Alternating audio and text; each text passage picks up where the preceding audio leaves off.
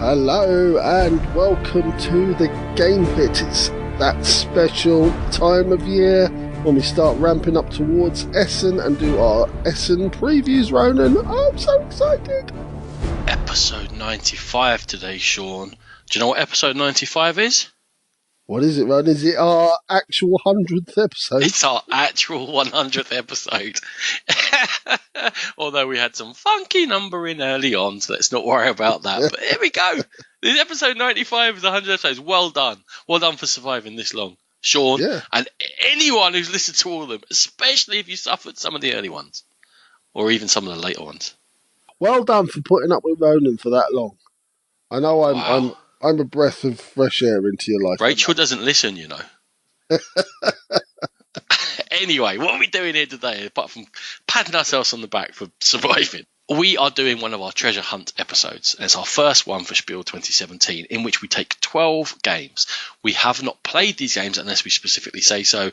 And for this episode, we have not played any of these games, and all we're doing is what everyone else does when they're preparing to go to Spiel, is have a look at the games, have a look at the rule books, have a look at whatever videos are available, and as best grok whether we think, just think, an opinion, these games are going to be a treasure and something that's going to survive the test of time and be amazing amounts of fun, or a trap, something that looks like it's worth your money but maybe might not be. We are hoping for all of these games to get them played at some point and then give you an honest review of them, but this is just a bit of fun, and maybe we'll tell you about a couple of games you have or have not heard of and solidify your opinions on them, or have you look into something that you hadn't thought of. Yeah.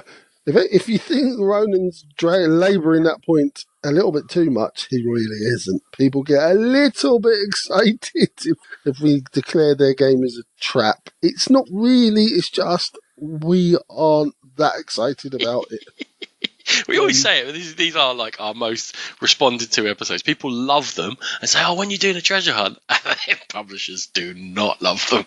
They do not happy. Anyway, it's fine. We're cracking on because it's a bit of a laugh. Right, before we crack on, we are proud members of the Dice Tower Network. Go there and the Dice Tower itself for gaming goodness galore. If you wish to download the episode, we are on iTunes, Podbean and Stitcher and YouTube.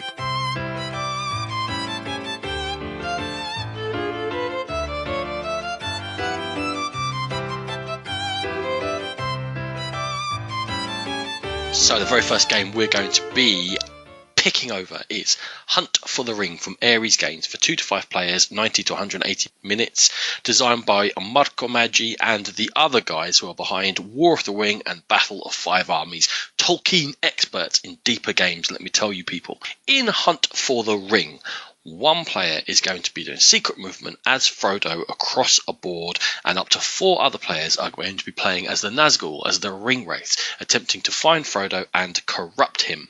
The game is played in 2 distinct halves, which you can play back to back, or it's very easy to save it after the first half and then play the second half another time. The first half is Frodo trying to get from the Shire to Bree, and the second half is Frodo trying to get from Bree to Rivendell.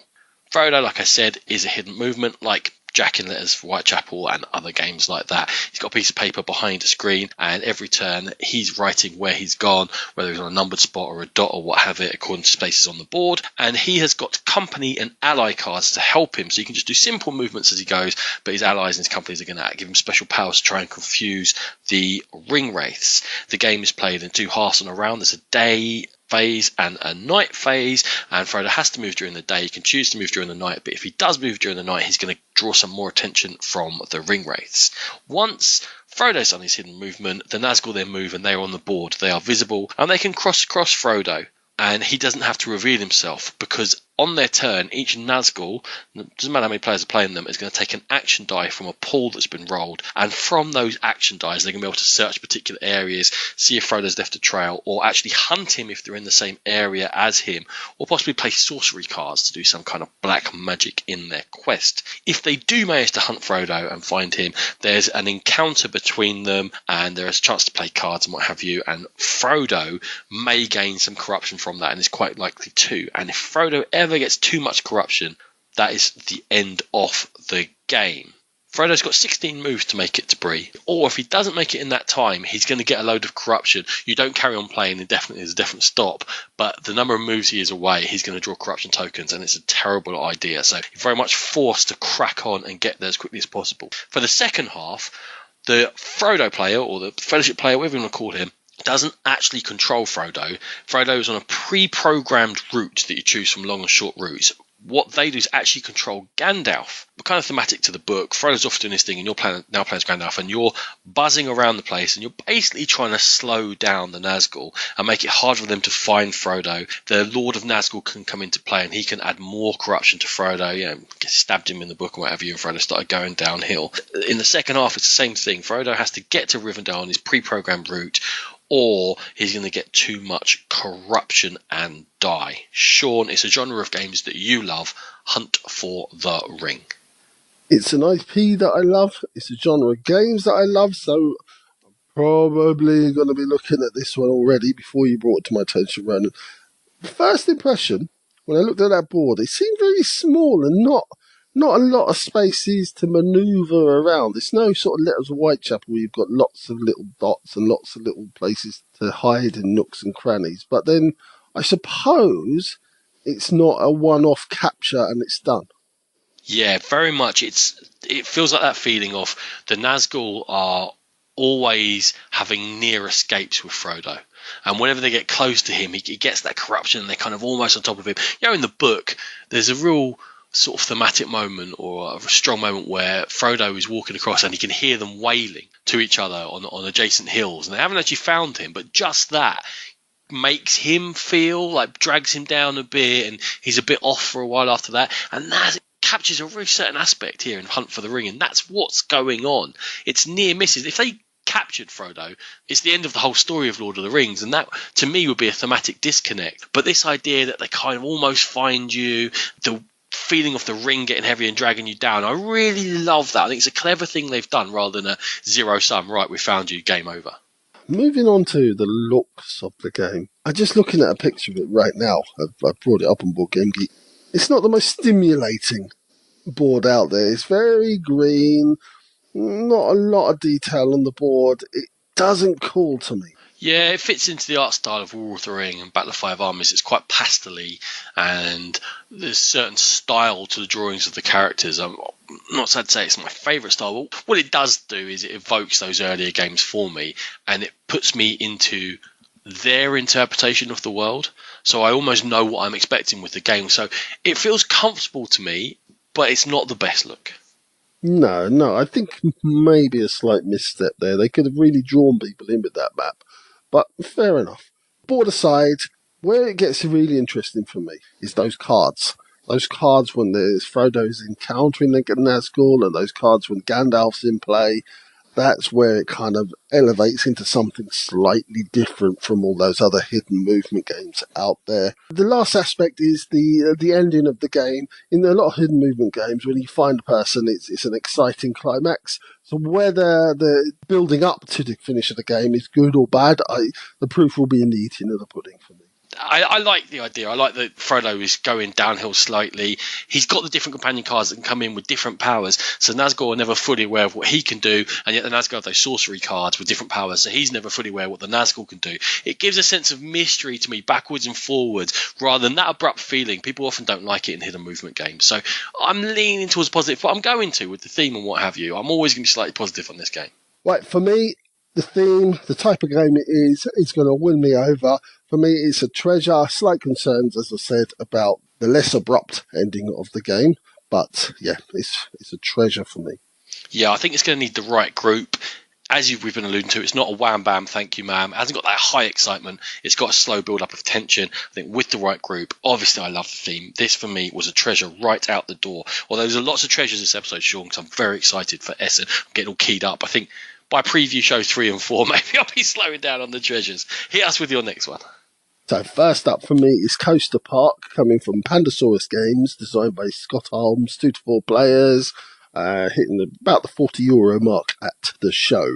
This is all about building the best roller coaster that you can by bidding for sections, assembling a crew, and finally testing that coaster. On a turn, you're going to select a dual purpose card from the available selection and choose from either a section of the track, and these are physical pieces of cardboard that make up your roller coaster, and they're going to be put up for auction and sale. You're going to name a price, and other players will decide whether they're going to buy or pass. If it gets round to you again, you must buy it if nobody else has taken it, or you can choose to hire an expert. The experts are going to give you bonuses in-game. What happens is the players are going to put these sections of their roller coaster together, and at the end of the game, they are going to test it by rolling a marble along it. And you're only going to score for the sections that the marble traverses. So if it falls off after the first section, you're not going to score very much. But if you've put together a reasonable roller coaster and it gets to the end, then you're going to score all of them. During the game, if you want to test that roller coaster just to make sure you're on the right path, you can spend some money and test it. That's Coaster Park, Ronan. Was that a pun with if you're on the right path? Yeah, something like that. Well, Scott Arms is a notorious designer in the game pit. Need I say harbour? He also did Best Treehouse Ever. He did. Which my next point was he's a bit hit and miss from me. Slightly more miss. So he's come up with a gimmick, and it is just a gimmick, all right? And that's what's going to get people excited. You roll the marble, it looks fantastic. Woohoo! But Sean, what a gimmick! Why has no one done this before? It looks an amazing spectacle. It's the game, I think, at the show most people are going to remember, because they're going to walk past that table and see people just whooping and hollering about a marble rolling up and down some cardboard. Conventions are the place for a gimmick. How do you shine amongst 950 games? Do something like this. And the fact that in the box there's so much stuff, there's so much cardboard, there are so many bits. When they set this up on tables, it's going to be difficult with the convention excitement to not get carried away with it. Absolutely. I think the bidding and the sale mechanism seems quite interesting. I think there's an opportunity to screw people over for sure. So it's whether there is, how much game there is under this spectacle. It's a little bit of Castles of Mad King Ludwig-y. I'm not the biggest fan of setting price for things because I'm terrible at it. So, but I guess it's your own fault if you set something as a price of 8 and it comes back round to you. You have to pay it.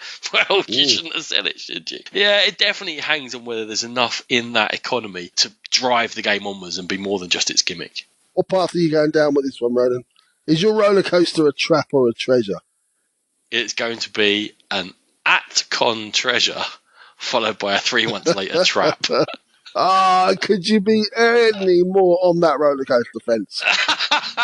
It's a game that it's going to get loads of people carried away. You'll play it in the evening in the hotel. You have really loads of fun. It'll be like, this is great. This is so much fun. And then down the line, you'll be like, yeah, it's okay. How many times can you roll a marble down a roller coaster that you've made before you move on?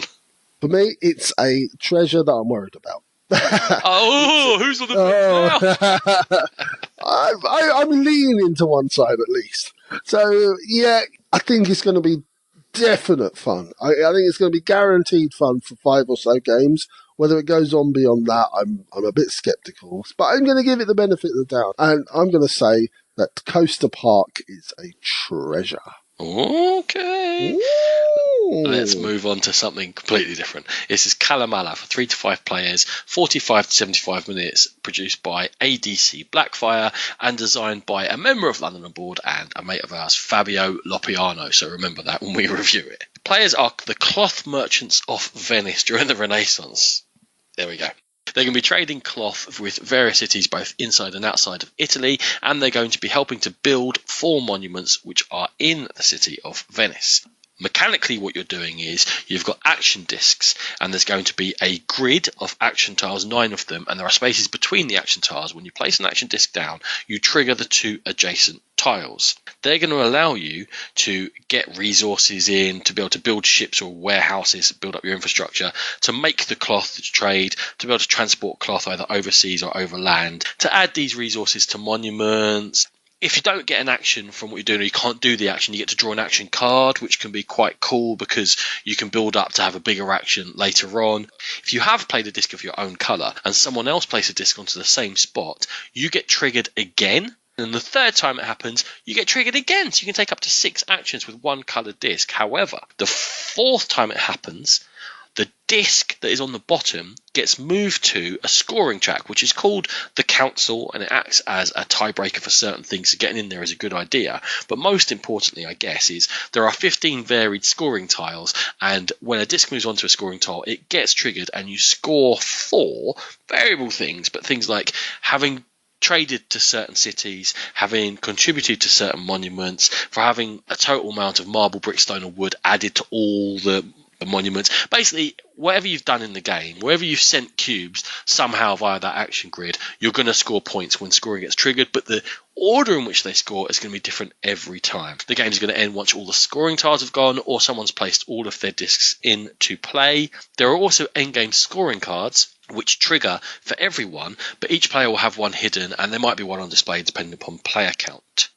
Sean, I can't say as the look of this or the theme would ever have pulled me in, but the fact it was designed by Fabio made me look at it. What were your first impressions? First impressions, Ronan, that I'm not a massive fan of the art design. I actually quite like the box cover. It's a bit 1996. Yeah, it's a bit really dry Euro. Yeah. And sort of old-fashioned Euro. I think the game looks quite daunting once you start reading through that rule book. Quite busy, lots going on. But once you start getting under the skin of the game, it starts getting really interesting. That interesting twist on worker placement, when you've got that expiry date almost for your worker, that really intrigues me. That's definitely where my brain started popping. The whole action disc thing and going on. And the fact that it'll be different every game. And the fact that you want to go places where other people are going to go. And yet people can interpret those two actions differently. It doesn't mean you're going down the set path with each other. There's different routes to go. I think the scoring tile setup is definitely going to drive what's popular and what isn't popular earlier in the game. Mechanically is where it's all at. I don't think they've done it any favours in presentation. I think their hurdle is going to be getting people to actually have a look. But I think once people have a look, people are going to start getting hooked. That's it. Exactly, Ronan. You took the words out of my mouth. I think the hook is there. It's a little bit hidden. But I think this is one that you're going to have a good playtest team. You're going to have people who know what they're talking about and can direct people to the nitty-gritty of this game. Yeah, the sort of pain of having to, every time you take an action, you might be helping other people out. Timing of when to trigger a scoring, and if I just go one more round, I can grab something. But are they going to be able to grab it, or is someone going to trigger it early and I haven't got in there? Yeah, there's this. It's hidden. It's like a hook in a haystack. Yeah, so for me, I think this one is the opposite of Coaster Park in that I think your first 5 games could be quite painful. You're learning those mechanisms, getting through all the working parts of this game. I'm not saying that you're not going to be enjoying it. It's going to be interesting rather than enjoyable, but I think once you hit that 5-game mark, you know what you're doing, you know what it's about. You're with like-minded people, I think that's when it starts becoming enjoyable. I would say that this one is going to be a treasure. I don't fully agree with you, although I do think it's the opposite of Coaster Park in a different way. Where Coaster Park has the looks and maybe not the depth, I think this hasn't got the looks and has got the depth, and I don't think it's going to take 5 games. Honestly, as soon as I grokked that rulebook and went, oh, that's what's going on, I was in. I can see myself enjoying this from game 1, so very much Calimala is a treasure for me, although it's a hidden one. Fair enough. Okay, my next game is Clans of Caledonia, making a bit of a whoop and a holler that came through the Kickstarter process from Karma Games, designed by Juma Al-Juju. 1 to 4 players, hitting at about the €49 mark at the fair. It's set in 19th century Scotland, and players are going to represent clans competing to produce, trade, and export goods. You've got the main play area, and that's a modular board with fields, locks, mountains, and forest. And you've also got your player board, where you're going to have workers, livestock, bakeries, fields and crops, dairies, merchants, distilleries, and more. You have a market board that's going to set the price for goods.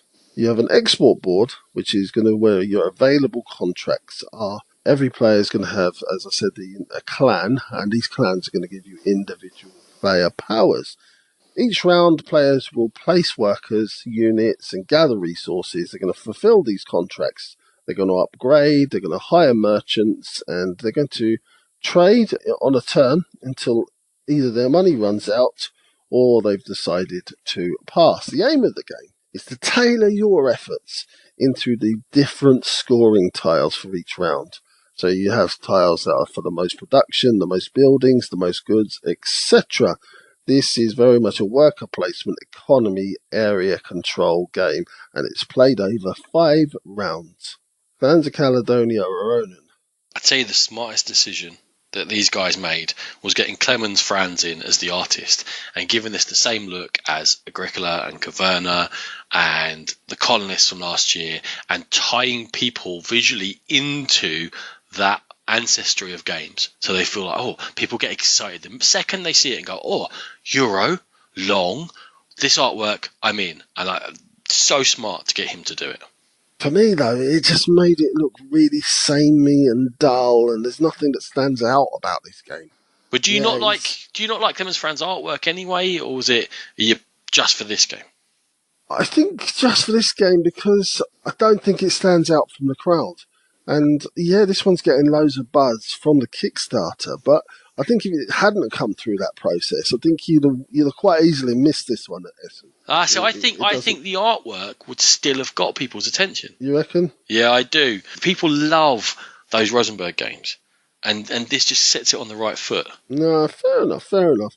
I think the game itself has that kind of Terra Mystica feel about it, because you've got units coming off your player board, and the location that you place them onto the main board is very important, and where you place and who you place next to, etc. That's the kind of feel I get for this one.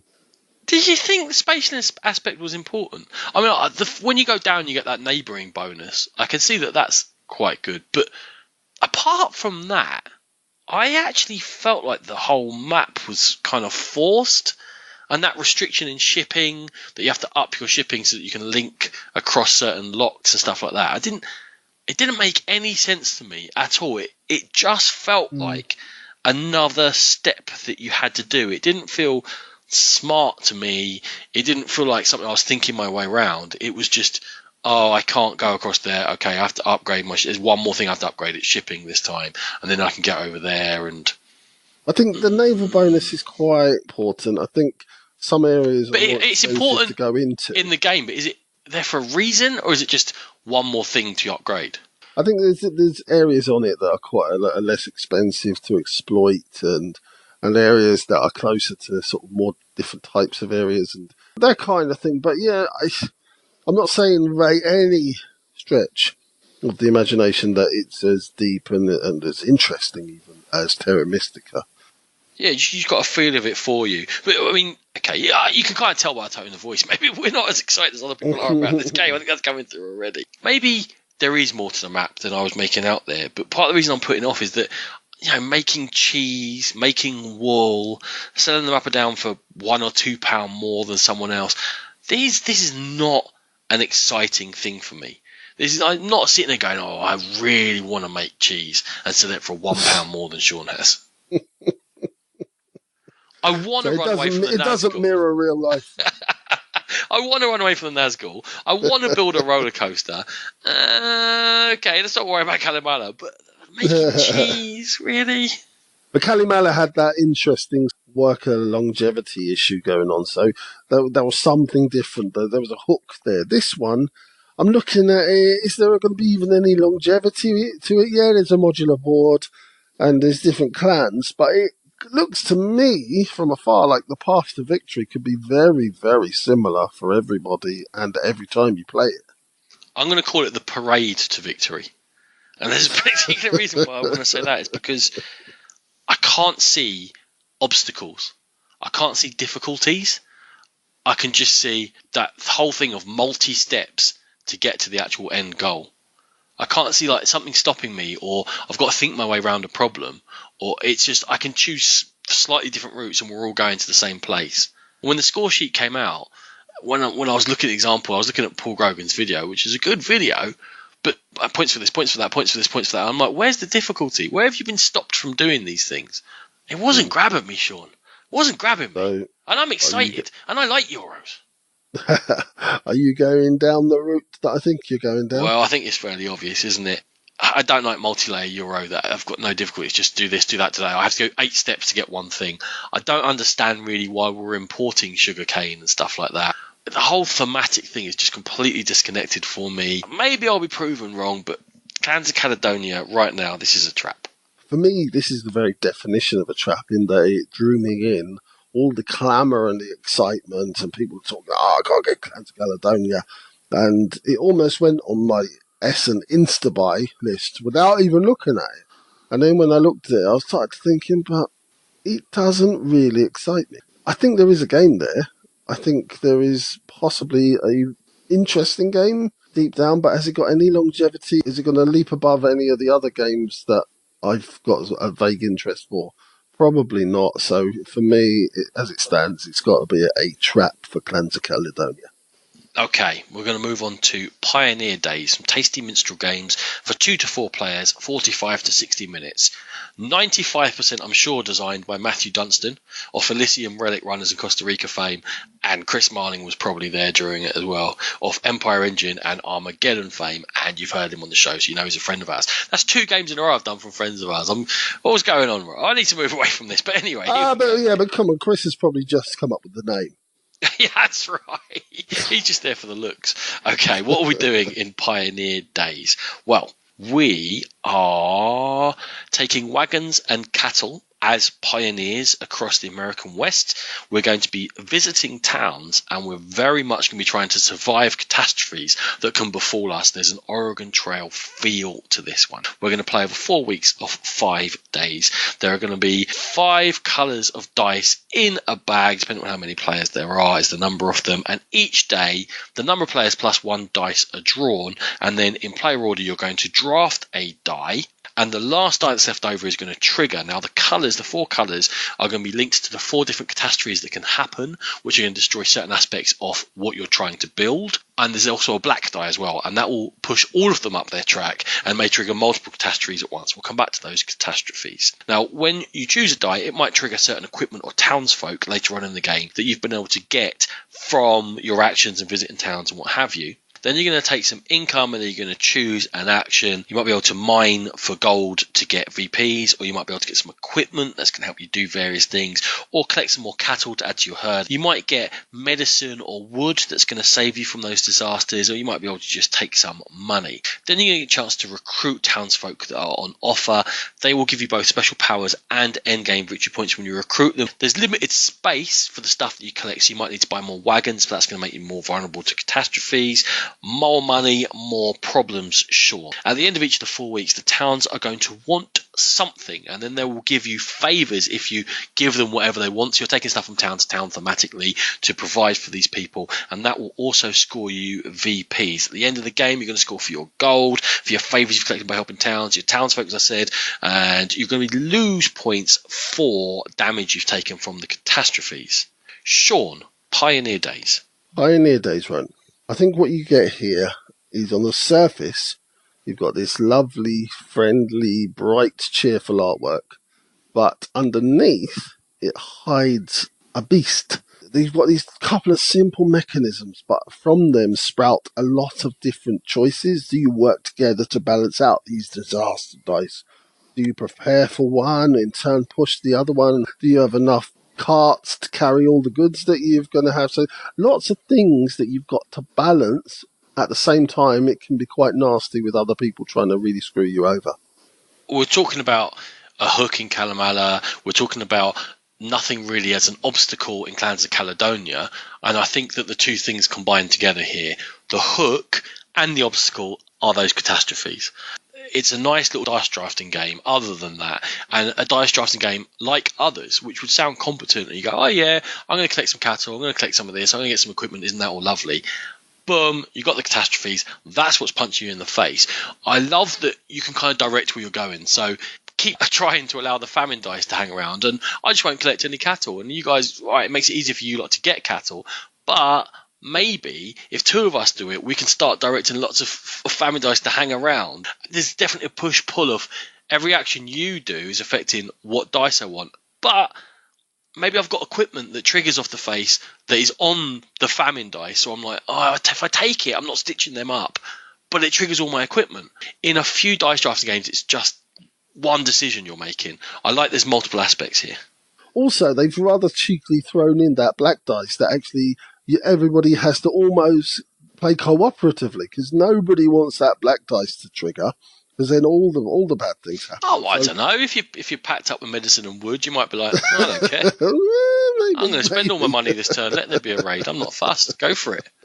I ain't taking the black. Why you take the black dice? I'm not taking the black dice. I like the fact that you can drive your own VP opportunities as well. That you've got your own little direction. We're not all scoring in the same way. I always like that in a game. Give me a little bit of a choice in what I want to do, how I want to drive my own wagon. I'm driving my own wagon, Sean. I might paint it as well. So from the outset, I was actually quite worried that this was a bit safe. I didn't think that there was anything too punishing there. I thought it was... Whoa, you got that wrong. Yeah, exactly, yeah. So the deeper I delved into this one, the more I realised that there were choices to be made. There were screw-in opportunities. And for that reason, I'm really looking forward to giving it a go finally. It's going to be a cheeky little treasure. I'm just going to give some feedback quick here, which I think is more aimed at Tasty Minstrel games than the game itself. If you look for this game and you get the rulebook, it's not a great rulebook. It seems like they were trying to write it on the minimum amount of paper or the minimum amount of ink. There's not enough examples. It's not structured very well. It's in a big hurry. And we've had to interpret what some of the town powers or townsfolk might do. It gives you an idea what they do. The reason we haven't given specific examples is because there's not specific examples in the rulebook. It's an 8-page rulebook. It's a quick read. It should have been 12 pages, and Tasty Minstrel should have given it a little bit more love. And at time of publishing, there's no video. So the rulebook is the only thing that people are going on. And I've got a horrible feeling this can be overlooked, Sean. So Tasty Minstrel, I think you need to do better with Pioneer Days and push it out. Because I think you have got a clever, quick little dice drafting game that is not as vapid as a lot of dice drafting games are. We played Dice City, where I thought it was always obvious and nothing was pulling me. And we're just building up all at the same speed. This I like. This different ways, different going. So I am going treasure on Pioneer Days. But Tasty Minstrel, you got to up your game pre-Essen. Fair point, Ronan. So my next game is Keyper from R&D Games, designed by Richard Breeze, and 2 to 4 players coming in at the €55 mark. This is a standalone game in the Key series, and this is the first completely new game since Keyflower. So players are going to use a keeper to recruit and manage workers over 4 seasons to develop their farm and their village. Players are going to start with a team of meeples, 8 meeples in 7 colours, and each one has a speciality. For example, the black one is a miner, the orange one is a clay worker, the green is a farmer. The white ones, of which you start with 2, they're kind of your general wildcards. Players are going to have a board with areas for their village stores, their farm and their dock. In the middle are the country boards, with fields to place the workers. Workers are placed on the country boards or on your own boards to collect actions or resources. Now, the twist is other people can follow in turn order. You're only allowed 2 in each space, but they can add workers into the same space as you, and you're going to both get resources, and there's going to be extra resources for matching colours. Later on, you can lay down your keeples to trigger an extra action. After you've done your actions, you're going to put a keeper meeple out, and they're going to claim a county board which is full of fields, and you set it to whatever's the optimum one for you. Players are also populating their boards with tiles that offer points, and these are fairs and farms, and you can look to ship your goods, your livestock, show them off at shows and trading fairs, and you can improve your buildings around as well. So that wasn't my most coherent overview, Ronan, and there's a very, very special reason for that. Is because the rulebook, as tends to be with R&D games, is all over the shop. It is an awful rulebook. Oh, mate, what can I say? Why use 10 words when 100 will do? All the rules are there. It reminded me so badly of Inhabit the Earth, but they're so wordy and they're so strangely structured, and it's so overwritten that it's incredibly hard to pass what you're actually doing. They need a rules book editor so badly. Richard Breeze is a fantastic game designer. They bring out these games and they've got nice components and it all makes sense. Once you know how to play the game, brilliant. It's singing. What a great publisher. They need to hire someone to edit their rule books, because it's like a very talented novelist who gives you a 1,000-page novel, and what the editor will produce is a brilliant 650-page novel. That's what's going on here. This is 20 pages of confusion. It really is. This was the first game that I tried to learn anything about from the whole of the Essen list, because I was very excited about it. It set my Essen rules madness and blindness going immediately. I didn't know what was going on. I sat there, I texted Ronan saying, have you looked at Keyper yet? And he sent back, no. I was like, mate, I'm already confused. So when we got Inhabit the Earth back from an Essen show and we played it that weekend, what I found was, after the first game, everyone then realised what the hell was going on. And it was nothing to do with complicated rules. It was because the rule book tells you what you do and does not tell you why. I think you're doing stuff because you get fairs after each season and that's your opportunity to score points. But it's not dwelt on at all. There are all these talking round and talking into special cases and exceptions and things explained that don't really need explaining. But it doesn't actually tell me why I'm doing it. From what we can glean from this hideous rule book, so we've got these folding country boards. Now, I thought maybe, is it a gimmick or is it a clever mechanism? I think I'm leaning on the clever mechanism side, because being able to change the terrain that is available to you is very interesting to me. It is interesting, but I'm going to ask you a question. How many games of Keyper is it going to take until you feel like you're making an informed choice on that? Because it ain't going to happen in your first game. No. Who knows? For us, 20. For other people, 2. Yeah. it's one of those mechanisms that you go, that sounds brilliant once I know the game. Before that, I'm just going to be throwing it up in the air, letting it land and go, there you go, there's my fields. It's good, though, because there's a lot of stuff here that's from Keyflower. And everyone said that. It's got the different coloured meeples. It's the fact that you play them onto boards and someone else can claim them. The fact that you have to build up your own board. Very reminiscent of Keyflower along those lines. It's good that there are definite differences. And this is one of them that I don't feel like it's just another reworking of Keyflower. Yeah, and another one is working with each other. That sort of following mechanism. Do you want to help the other player out, or do you really need those extra moves that following them will provide? So it's adding interest to the already tried and tested. It's a double incentive to doing it as well, isn't there? Because when you follow, yes, both of you get a more powerful action, you get more resources. But then once you're out of key pools, that's when you can start laying down workers and taking extra actions. So someone who hasn't followed both isn't getting the improved action and they can't lay down and double work their workers. And once you're down to only one person with key pools left, that's what's triggering the end of the round. So you're kind of pushed into it short. There's going to be some timing because there's certain people you're not going to want to help, or I can't give him loads of pigs because he's got a pig scoring mechanism. That's another thing that's saying to me, am I going to be able to make informed decisions about following until I've played it a couple of times? There's a lot going on. There's a lot of interaction. You need to know the pattern of how a game will develop before those decisions feel informed.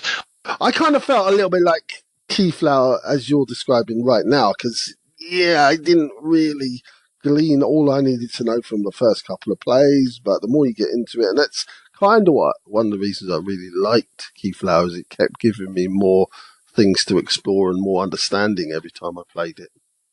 For me, in terms of Chapel Treasure, there's a lot going on. With the rule book, much like Inhabit the Earth, I'm going to go initial trap. It's not going to be enjoyable. Playing it at the show, I don't think. Well, unless they really guide you around it, but they tend to have a smaller booth. It's quite cramped, so it's going to be hard to get a demo from past experience. But the opposite of Coaster Park, and I know you're going to accuse me of sitting on the fence, so I'm going to go trap. That's my first choice. If I had the opportunity and the inclination to sit down and play it 5 times, and if I get convinced enough from maybe playing it with someone else's copy, or I have a sudden urge and I do that, I think it will develop into a treasure, but it's going to be a hard sell. Well, I trust R&D Games not to do a rule book, but to do a game. I trust Richard Breeze, and for that reason, and the collector in me, because I've got like Key Harvest, I've got Cathedral, I've got Key Flower.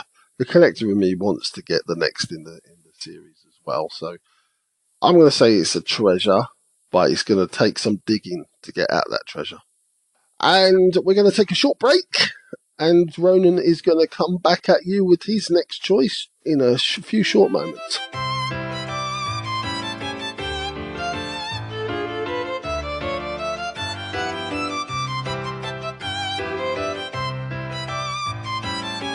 So our next game is In Between from Board and Dice for 2 players, a 20 to 40 minute game. And I'm going to start off by telling you it hasn't got the intellectual property, but this is Stranger Things, the card game.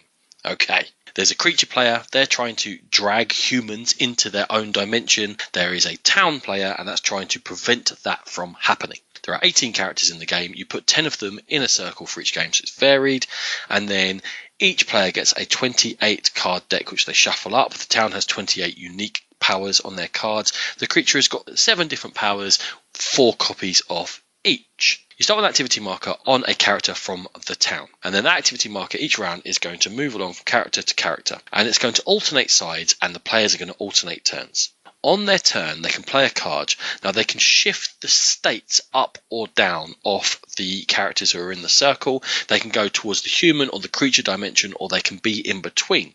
The card that you play is going to have a symbol on it, and the characters are going to have matching symbols. So by matching that symbol, you can change their state, or you can place a symbol on characters, setting up combinations of moving their state later on in the game. Also, each player is going to have a set of energy, which is going to go up and down as they play it, and you can use energy to trigger the cards or to increase your awareness level. Now, the awareness level is very important because once per game, you may trigger your awareness power depending upon what level it's on. It goes from level 1 to 6, and if you hit level 6 at any point, that ends the game. The character with the activation marker on is not the one that you're forced to change the state of as you play. However, that character will trigger if it is in either dimension, and the character cards are double-sided. They flip over between the dimensions, and if it's securely in a dimension, it's going to do something. Now, I talked about the states of the characters and why it's important. They can get all the way to secured, which means they're fully in the human dimension and it's hard for the creature to then affect them, or they can get fully into devoured, which is fully in the creature's dimension. It's hard for the humans then to save them. But if you get 3 characters in either way, that's an instant win for a player. Or if it gets down to only 5 characters left, whoever is controlling the state of the majority of those characters is going to win the game, because characters can be eliminated via various card effects. Sean, Stranger Things, the card game, it's not what it's called. Let's make that clear. It's called In Between. What are your thoughts on it? I was drawn in by the artwork. It's very haunting. It's very effective in what it's trying to depict. I love the theme, but the rulebook didn't quite hit the mark. I couldn't get a good feel. Yeah, you told me this. Go on. Yeah, I just couldn't get a feel for the game. For some reason, it wouldn't go into my head what the game was about. I don't understand. I don't, honestly, because you said it to me before I read the rulebook. Yeah. And I was expecting a bad rulebook. And I read it, and it was completely clear.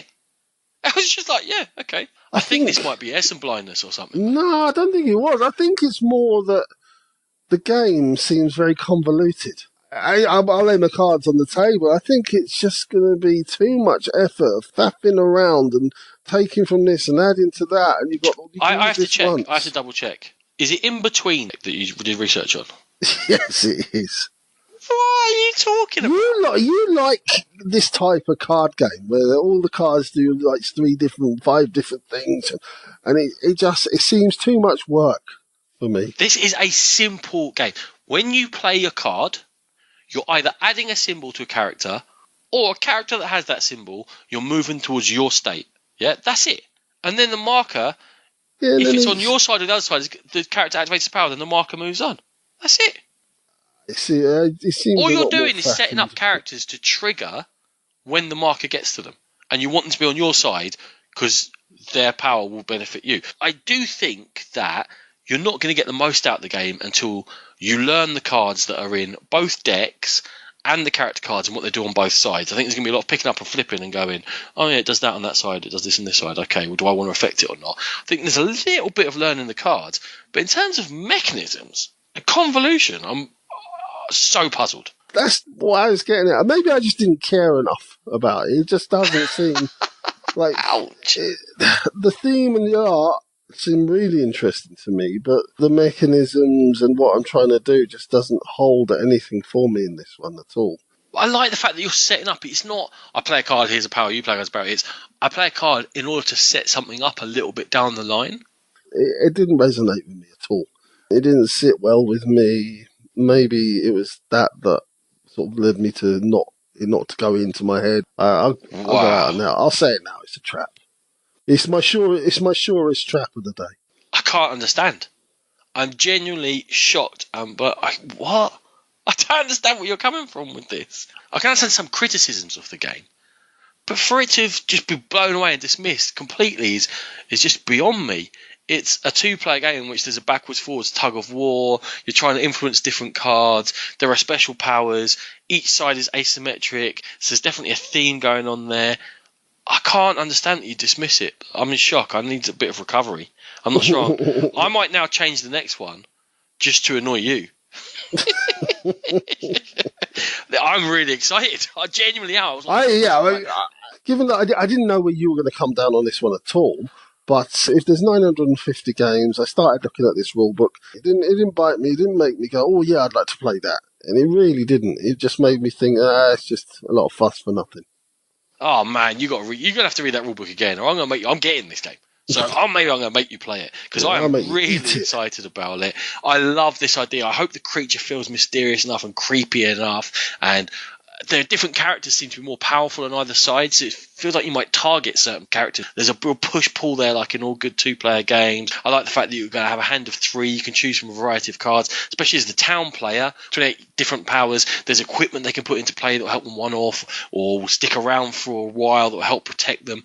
I am fully in this. I love Stranger Things, a TV show, and I'm fully a treasure all the way with In Between, and this has got to be the biggest disparity we're going to have this episode. You're crazy. Quite possibly. Right, my next game is called Justice League. It's a treasure. I don't care what Ronan says. Is that it? Are we done? Are we moving on? We're moving on. It's called Justice League Dawn of Heroes from ABBA Games, designed by Buster Len and Fran Ruiz. 2 to 6 players, and it's a big old price mark coming in at €80. So what do you do with this? You lead the familiar heroes of this Justice League. So you've got your Superman, your Green Lantern, Wonder Woman, Batman, etc. And you're going to lead them in missions where teams of heroes are going to complete to achieve their goals first. Each mission has 2 to 4 chapters, and it has a save system because the game can be quite long if you go through all the chapters. On a turn, you have move and a basic action, and you have potential further actions. Now, the heroes all have different ways to control them. For instance, Superman and Wonder Woman are controlled by dice. Batman and Green Lantern have cards, and Aquaman and Flash are tokens. So there's different ways of actually achieving your goals for each of these characters. You move around a modular board, and you're trying to take out the villains and complete your mission. There are other modes to this. There is a skirmish mode, and there is also a tutorial mission in which you are guided through the game. Take my money. Well, this is all your dreams come true in a box. Well, you said it's a treasure. Do we need to go any further? Maybe we will. Maybe we will. I like that the heroes trigger in different ways. They're varied, and I like to put that amount of thought into it. And it's difficult to shoehorn one system into those varied characters that we're very familiar with. This gives me a lot of hope for the game. Yeah, I think it's very, very ambitious. Now, that ambition doesn't always pay off. But it's very ambitious, and you might be playing very similar mechanisms, but you're going to feel like you're doing something different. So you've got one person who's just rolling those dice. You've got the more controlled aspect of Green Lantern and Batman, because they're very much about being a super sleuth and willpower. So it's thematic in that they've got control of those. And the Flash, he's going to expend energy really quickly, and that's represented by expending tokens. So I think it all works out really thematically for me. For sure. The concern then I have, though, is we've only seen the rulebook. We haven't seen the scenario book. The rulebook is a framework, and it's all about fighting. There wasn't a lot novel in the fighting. It's very deterministic. It's very Superman does 5 damage plus these 3 dice. The fighting system itself didn't feel that clever to me. It needs to all be in the scenarios, the actual choices, rather than I walk to the nearest thing and punch it.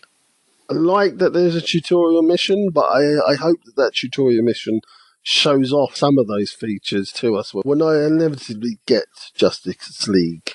There are some negatives for me. I think the artwork looks amazing, but the floor tiles look really dull. I was actually quite disappointed by the grid that you're actually moving around on. It doesn't look that thematic to me. It looks fairly bland, and I'm sure there's a reason for that, but I can't quite see it from afar. You can add scenery and stuff to it, so cars and things like that. So I guess they're going to pop a little bit more. In fact, you can pick up cars and throw them. You can smash through walls and all things like that. It had to be fairly dull to start with, so that the tokens you put down, I think, have to be more visible. That would be my idea on it. I'm going to say that objectively it's hard to judge Justice League because we've just got the bare bones and a combat system, and we don't know what you're actually going to be trying to do from either side to achieve your victory. But with that theme, with that thought that they've put a lot of care into it, with the fact they've written so many different scenarios, it's not just a skirmish game, although you can play it as a skirmish game, I am very hopeful, Sean, and I'm going Treasure for Justice League. I've got one little gripe about the game. Now, you have loads of characters in this from the DC world, but from what I can see, there's a massive lack of female characters. And it's not like DC World doesn't have female characters. It has some fantastic female characters within it. I ramp up the female characters. It's not always about the male characters. So that was a bit annoying. But other than that, it's a take my money game. I love the theme. I'm a comic book collector fan. I'm particularly a DC comic book collector fan. It's a treasure all day long. That's Justice League Dawn of Heroes. Okay, we're going to move on to Bronze from Hobby World, designed by Konstantin Domashevich's first design, 2 to 4 players, 45 to 90 minutes. It is very loosely themed on settling lands in ancient times. There are 3 different types of settlements you can build in this game on 7 different types of terrains. You can be playing with 4 stacks of tech cards, which are all unique. What you do on your turn is take a tech card, and that dictates what type of settlement you can build of the 3 types and on what type of terrain on these land strips. You start with a limited number face up and the rest of them face down, and you can only build onto the next one that's empty. When you build onto the next one that's empty, the next strip flips over and you can progress across these land strips. Now, why do you want to be building on these strips? Well, the first to build on a strip gets a city card from sort of a group of them. There's going to be one more than the number of players in the game available for each strip, but you get first dibs if you get build first on a strip. And the city cards will give you endgame scoring. The tech card that you take will get added to a matrix of tech cards which you can build in front of yourself, and they trigger off adjacent cards and cards of the same type of technology in the column, and you can build multiple settlements. And another thing is that once you've built to the right, you can never go back to the left, so you can progress forward to grab the best city cards if you think they're the best city cards, but then you're leaving spaces behind for possibly other players to expose as long as the right tech cards come up. Once all players have moved off from a strip, whoever has got the majority in that strip gets a province card, and that's also going to be worth VPs. You can try and build strings of uninterrupted settlements on a particular terrain. If you can manage to do that, you're going to get a trade bonus. Once someone has built all their settlements, all the spots have been taken, all the tech cards have gone, the game is going to be over and you're going to score. And each city card has got its own unique scoring conditions, like most settlements from a terrain type, stuff you've done in your tech matrix, how many province cards you've got, whether the most or the least, whether you've been able to create trades, and all the rest of it. It is an abstract, puzzly game, Sean, which kind of's got an ancient theme but hasn't really. It's all about the 2 different spatial aspects of your tech matrix and the strips you're building on. What are your thoughts on Bronze? Who am I? Why am I doing this? What's drawing me in? Are you hoisting me on my own petard? why am I doing this? Why don't I just go and play Blockers or something? Why don't I go and play Ingenious? Or what's the draw to this one? The draw is the spatial aspect. I mean, if you're talking about the theme, it's just a set of clothes that they've put onto this body of a game. It could be one of any set of clothes. It is very much an abstract puzzle. Yeah, for sure it's a puzzle. The names are city cards and province cards. They're just different types of VP cards. That's all they are. Okay, so I don't really know who I am. I don't know why I'm doing what I'm doing. The next thing would be to look at the makeup of the art. And I like the look of the cards, but to me, the boards just look like a gaudy mess. They just look awful. Wow, we've got you on a bad day today, haven't we? You've got me after a night shift. That's never going to be. This is harsh beyond harsh. They're just different colour strips on simple boards that fit together. Yeah, but draw me in, man. Bring me out from that Essen throng and say, that's the game I want to try. This isn't doing any of that. All right, it's not pretty. I wouldn't call it a gaudy mess. It's not offensive to the eye. It's just strips of different colours. Like, they don't clash or anything like that.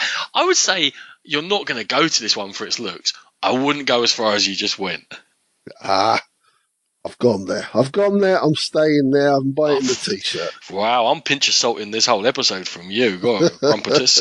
What I do like is the city cards are going to drive your own individual strategy because they're going to give you different ways of scoring. There's the ability to set yourself up and go, no, this is what I'm going for. Or chug along at the back, taking the province cards and then make the best of the city cards. Yeah, there's different ways of going about it. And I like that it's very much player-driven priorities. It's not you pull 3 cards and that tells you how to score. It's, okay, how do you want to score? Well, how are you going to play the game this time? Yeah, I think the puzzle has some merit to it. I think if I was sort of made to sit down and play this, I wouldn't hate my time. I think there are some interesting choices to make. I can't get over the look and the feel of the game, and the question, why would I do this over another puzzle game that has actually gone to some trouble to make it appealing? You're saying Blockers and Ingenious are more attractive and have gone to more bother to make it appealing than these. Blockers and Ingenious work because of the game. Yeah, but they're not they're not pretending to be anything. They're like, yeah, we're abstract. If this was purely abstract, we would never have looked at it. They have at least put something on there to get the eye. The technology cards are attractive because they can call it something and use some artwork. If they went pure abstract, they'd be card A, B, C, D, E, F, G, and that would be much worse. I feel where you're going. That's cool. It's just not my type of game, is it, Ronan? It's not the type of game that I would seek out, or... But it's that type of game that when you end up playing it, actually quite often you quite like them. I haven't seen anything in this one to make me go, wow, like that. I really like that mechanism, or I really think that that's going to cause me some interesting thought processes. I'm not saying it's not going to be a bad game. It's not for me, for sure. For that reason, bronze is a trap. Sean's just on a wrong road to wrong hell today. The length to wait is a question for me. If it is 90 minutes long with 4 players, I'm going to question whether there is enough there. The variety, another slight question mark over it, but it has got kind of a classic Euro-y feel to me. There's definitely enough there that I want to get this, and I certainly at least want to try it at the show to make my decision. I'm leaning towards treasure for bronze, but it's not a strong treasure. It's maybe a couple of pennies that you find in the gutter at the moment, but I'm hoping if I polish them up, they'll end up to be something rare and worth more than face value.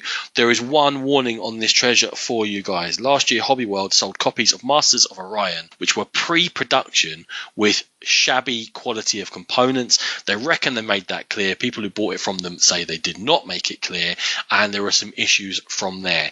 They have said that the copies of bronze at Spiel may be the same. If you are interested in bronze and looking at it, make sure you check the quality of the components. Real strange thing for me. I think they're rushing out productions a certain amount of a game just to have it at Essen as opposed to bring out a polished product. Well, the dates are set 3 years in advance, so it's not good enough. What they did last year with Masters of Orion Hobby World, not good enough. If you do it again with bronze, I hope you make it clear. But the game itself, I think, is worth a look at. That's why I've made bronze a treasure.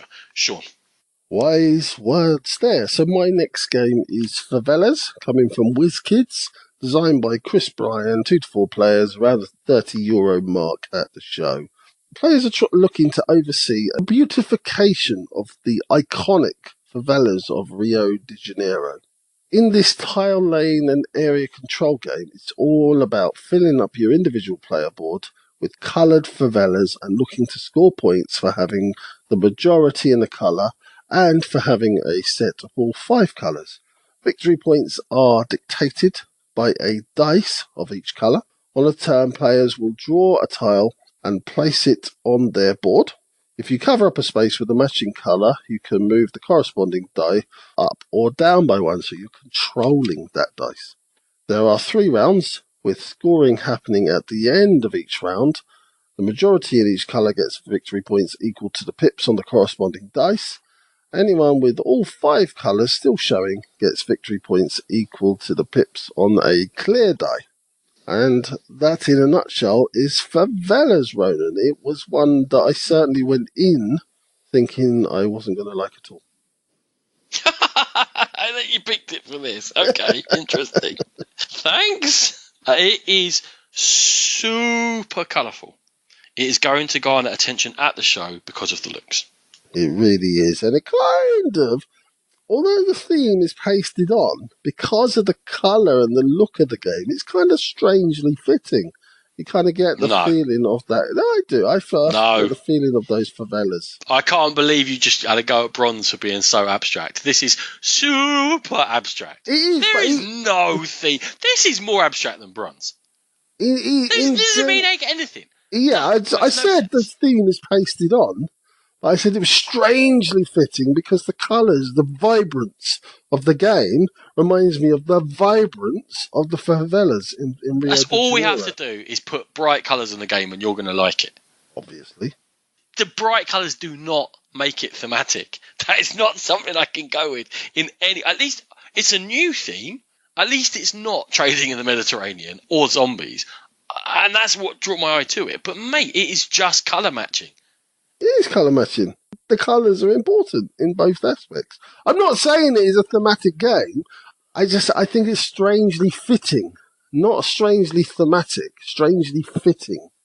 Is what I'm saying. In my mind, it is a strangely fitting theme. It is a very, very super quick game. It doesn't hang around. It doesn't try to. Like, you set up scoring for one round or day or whatever you call it, and then all those dice get re-rolled. And then whatever points the colours are worth are reset again, and then you build up again. It kind of doesn't matter what colours you leave on top. I guess, would you leave yourself options or you don't leave yourself options, or you try and specialise in a certain colour, but the dice are going to get re-rolled anyway. So if I specialised in purple and it rolls in purple as a 1, no one else is going to help me get that purple up, are they? So what do? Start resetting again? It's like 3 kind of mini-games, almost disconnected, built up, but it doesn't hang around. No, it doesn't. It's very simple, very easy to get stunk into. I think it could be a bit nasty, obviously trying to stitch each other up a little bit. You haven't got the most amount of control. But again, we harken back. This game does not outstay its welcome in any way, shape or form, or so it would seem. Well, that's good, because its welcome is very, very short. Because this game is super not for me. There's just nothing here. It's got no thematic connect, and it's got no depth, and I think if I had much younger kids, I might consider it because I think the colour would attract them. But then the 3D building aspect might put them off.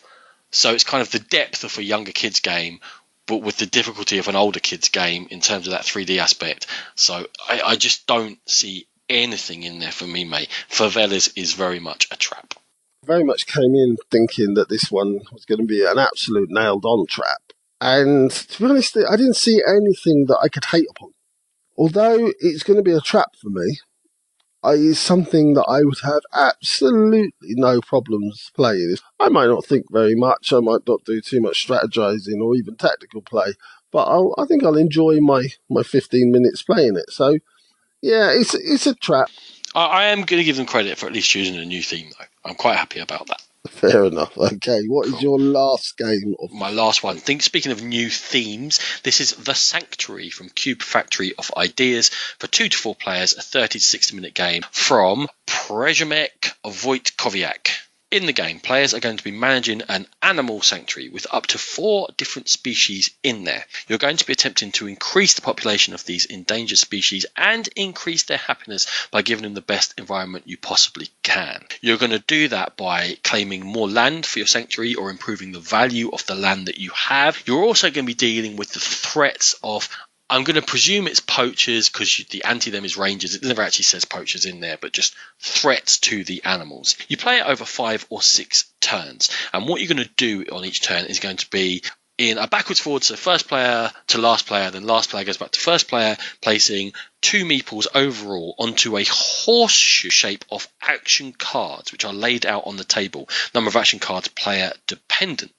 After everyone's placed, they're going to trigger the main action of the card that they are on, plus the secondary action of other cards they can see. Now, their line of sight is going to be blocked by fences, which are going to be some on the action cards, and also by other players' meeples.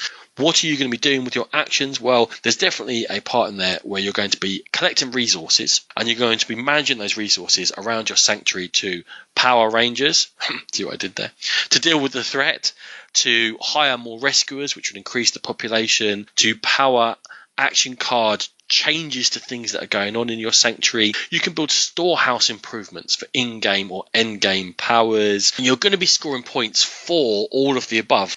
Sean, to me, this is a great and sort of unique theme. Yes, it's another running a zoo game, but with a slightly different twist to it. But what did you think about the look as well as the theme? Theme is a really compelling theme. Same in Animals in the Wild from going extinct. Who couldn't be compelled by that? I love the box art. Just that white background with the tiger and it's very jarring, very vivid. When it comes to the actual game itself, there's elements I like. I quite like the detail they go into. I'm not sure about the little standees of the zookeepers. Yeah, I think it looks fine. Yeah, I'm not fully convinced, but I think the fact that it's the theme is different means that components that are quite generic, you actually feel, oh, they look a bit different. And I like the nice, clean, white background of things like that. So it is attractive to the eye. And I think with this theme, it's going to get attention. Now, once it's got that attention, does it have much there to draw you in? Now, initially on reading it, I was like, oh, it's all in these action cards. That's the one hook. And then you're just going to do obvious stuff with what they say and move on. But what I found looking into it was that cube management system and the special powers you can build for yourself with these storehouse powers, there's actually a bit more Euro ticking away in the background. There's certainly more to it than meets the eye. Now, going back to that line of sight mechanism, so that was one of the things I thought. Now, is there going to be an instant sort of, that's got line of sight, or is it going to take too long to work out for everyone? People arguing about, well, no, it hasn't. Is that going to interrupt the game? Oh, no, it's super easy. Super easy. It's a fence or a meeple blocks you. So I go along to that next meeple. That's it. Right, fair enough. Okay. So I think that's going to be okay. I actually think it's quite an elegant little system. I'd be more worried about how much AP it takes, because when you're placing a worker, you're not just considering your one action. You're considering your periphery actions, and you're considering the effect on other players' periphery actions. So I feel like by the time you get around to meeple 6, 7, and 8, there may be a bit of a slowdown of the game. On the good side is the longevity here. There's different card layout every time you play this. It's always a good sign in games. Yeah, and I was quite encouraged by the fact that the way that you build the deck for each number count of players, they've got a specific system for it. I know it's just something, but it makes me think they've play tested it and they've thought about it and they are aware that certain cards work with certain players. And that gives me a bit of hope as well. The different animals you can get, there's 6 different sets of 4 animals. They go in the 4 colours you can have. I'm not sure that the animals you have actually make any difference.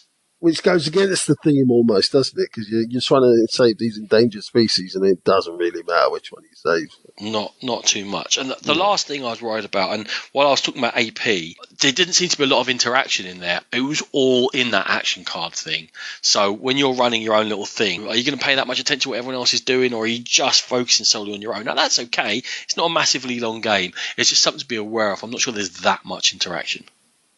Oh yeah, I think the interaction probably more in that line of sight as you mentioned before. Yeah, but for sure. For me, the Sanctuary, it's a compelling theme.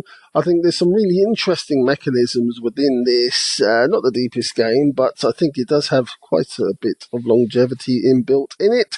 I'm going to say it's a treasure, Ronan.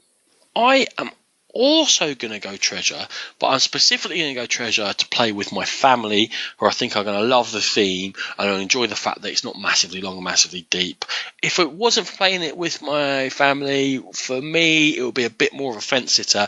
I'd want to try it out first, but still be quite hopeful. But with that extra family edition, it's a treasure, and that is The Sanctuary. Sean, our last preview of this episode. Ronan, our last game in this episode is Rajas of the Ganges from Hook, designed by Inca and Marcus Brand.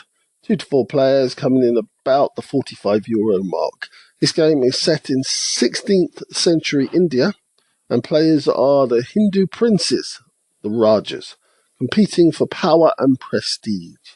The aim of the game is to move your marker along both a glory and a money track that start off in opposite directions round the board. The first player to have their markers meet in the middle is the winner. Each player has a province board, and you're going to fill these up with buildings and markets for glory and money respectively. And also you're going to route build to connect glory and money from the edge of your board to the palace. The game is driven by worker placement and dice. You have 3 workers plus dice that will unlock certain actions depending on the amount shown, and these are kept on a little cardboard Kali statue. Not sure how much use it is, but it's there. You've got a quarry on the board. This is going to help you buy tiles for your personal area. You've got a marketplace. You're going to score money for the different markets on your board. You have a palace area that's going to generally allow you to re-roll your dice. You've got a balcony area that's going to allow you to get new dice. You have chambers, and you're going to get help from 6 different people. And there is a river in the middle of the board, the Ganges, that you're going to move your ships along, and you're going to get boons for landing on certain areas of this. That's Rajas of the Ganges, Ronan. Sean, they had me at the caddy statue. The totally useless, just hold a few dice, show you that you can only have a certain number in your pool, but awesome looking caddy statue for each player. I was fairly positive after seeing that. It's a bit of gaming bling that we gamers really love. Just that something different that's absolutely useless, but it shows off the game. Okay, from there, obviously it's centered around this tile laying game for your own province and building up your network of roads and trying to get to trade opportunities around and increasing your point score of different things and having the markets where you can make money. I like that spatial tight aspect where every tile you put down in your own province is going to make a difference. It's going to make a difference, and it seems to be your best point scoring opportunity. But I love that that's just one of the factors you have to take on board. One of my concerns was there's lots of opportunities to get dice, but I'm not sure that there's enough manipulation for those dice available. Yeah, you have the karma and you have a certain area on the board that can go in and you can get a dice of certain results, but I wasn't sure there was enough. It's maybe more a game of taking advantage of the opportunities that come your way. And that can be difficult in a deeper Euro. You can say it could be a slight concern where you go, the dice just haven't fallen my way. So what else could I do? A concern for a game of this length and weight, for sure.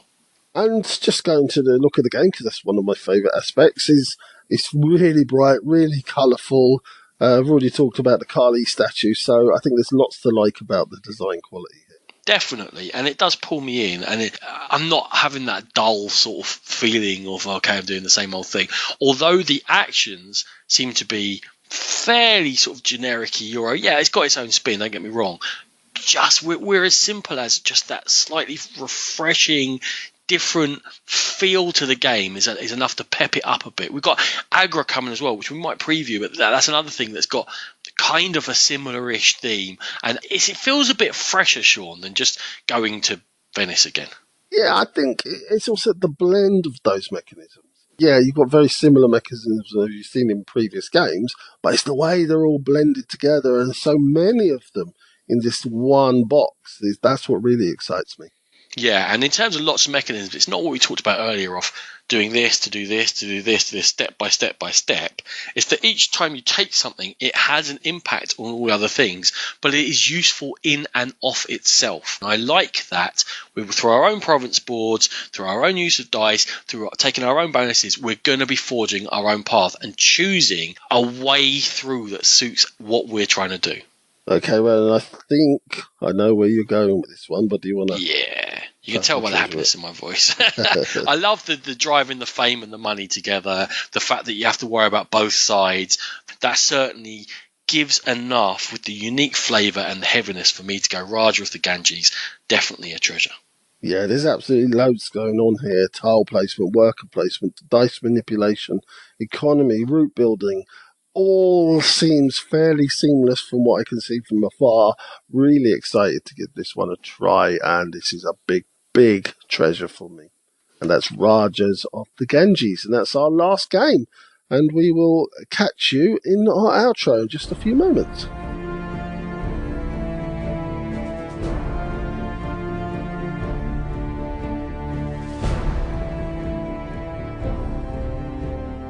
Thank you so much for joining us, everyone, for our first 12 previews. 12 more coming up in our next episode. We hope you're getting excited as we are for Essen. Mentioning Essen, we have got a couple of other con announcements to make. That is, we will be at LobsterCon on the 17th of November that weekend in Eastbourne on the south coast of England. Although it is run by London On Board, you do not have to be a member of London On Board. If you head to meetup.com/London On Board, you can find details there. It is the featured meetup. It's only £10 for the whole weekend. It's just open gaming pretty much with a few events. Sean and I will be there having lots of fun, so it'd be great to see you. And the second thing is we're also going to be at Aircon in Yorkshire next March, and if you search for Aircon, A-I-R-E Con, the tickets go on sale Friday 13th of October, and we'd love to see you there as well. Sean? Yeah, Ronan, we know Essen is truly underway now that we've got our first preview shows under our belts. Of course, we are proud members of the Dice Tower Network. If you go there and to the Dice Tower itself for gaming goodness galore. If you wish to email us, it's thegamepitpodcast@gmail.com. If you wish to contact us, we can also be contacted on our BGG Guild, so please pop along there. We are on social media. We have a Facebook page, we are on Instagram and on Twitter at GamePit Podcast. Download our episodes, head to Podbean, iTunes, Stitcher, and YouTube. And thank you so much for listening, and we'll catch you next time. Music by Aaron.